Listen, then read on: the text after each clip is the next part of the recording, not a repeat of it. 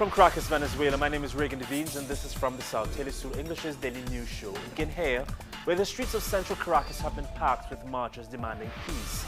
Workers, students and a variety of social movements converge from different points of the capital to call for a peaceful solution to the current conflict in the country. Many carried banners in support of a new Constituent Assembly. At the end of the march, the government presented details of how this assembly will be elected.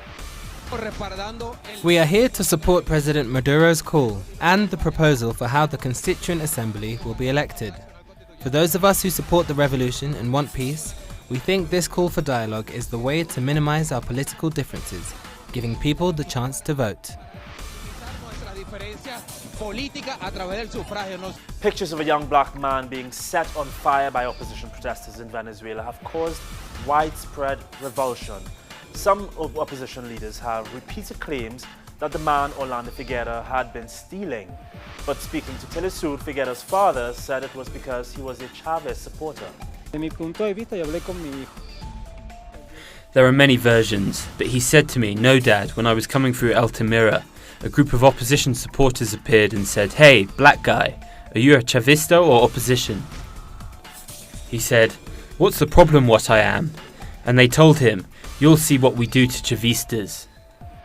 Then they began to punch him and stab him, and they burned him alive. It's unbelievable, horrible."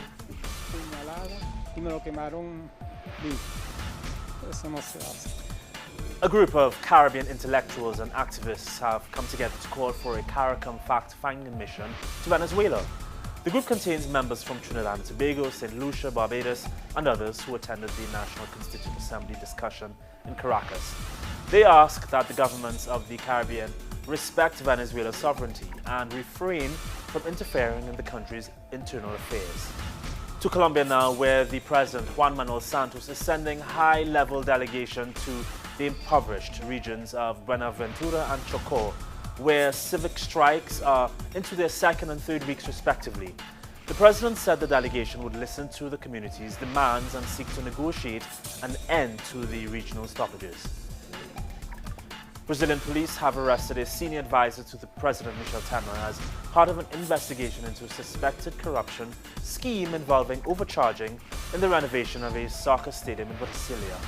The President, who is facing calls to resign after separate corruption allegations, later fired the advisor Tadeu Filapegi. Concerns have been raised about a possible increase in Islamophobia after the United Kingdom experienced its deadliest attack in a decade. Twitter was flooded with condolences, dismay and messages of hope in response to the suicide bombing at the end of an Ariana Grande concert on Monday night. 22 people, including children and teenagers, were killed.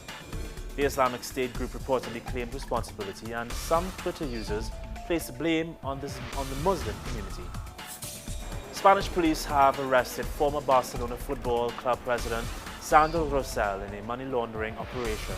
One other person was also arrested, and police raided nine offices and homes in the operation across Catalonia. According to a police source, the arrests are part of an investigation into audiovisual rights sales. More on these and other stories on our website, telesurtv.net/English.